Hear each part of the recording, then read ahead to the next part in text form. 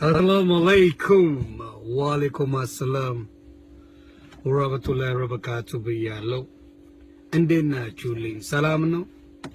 አልহামዱሊላህ ምችድልት እያለኝ ነው መጨረሻ እና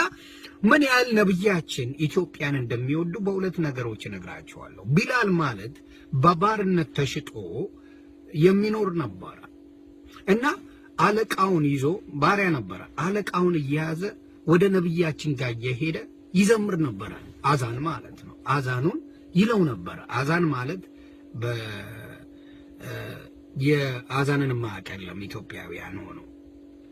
አዛንን ይነሲን ድምጹ በጣም ቆንጆ ነበር እና ምን አደረጉት እየመጣ ነብያችን በጣም ስላዘኑ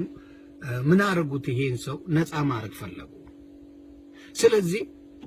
ያ አለቃው ባሪያው ማለት ጌታው ሸጦ ያው እንደዛ ያረገ እየመጣሱ በየጊዜው ቢላል ጸሎት ያደርግ ነበር ምስጋና ያደርግ ነበር እንዲያውም ነብያችን ያሉት ነገር አለ ቁርአን ላይ ምን ይላሉ ከኔ በላይ የሆነ ተከፍቶ ያየው ነገር አለ ወደ አላህ የቀረበበት መንገድ አለ ብለው ተናግረዋል ራሳቸው ምን ያህል ሁሉንም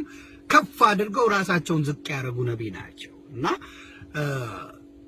ምን አረጉ ያኛውን ገዙት ማለት ገዙት ሲባል በቃ እኔ ጋር ይሁን አላህን ያገልግል ብለው ገዙትና ነፃ አደረጉት ከፈሉለት ዳው እንግዲህ አላህ ያሳያችሁ የሰውን ልጅ የሚሸጡ ናቸው በዛ ሰዓት እና ለአላህ በረከት ስለፈለጉት ብቻ በረካው እንዲደርስ ገዙት ማለት ገንዘቡን ከፈሉለት ዳውንና ከሳቸው ጋር እንዲሆን አደረጉ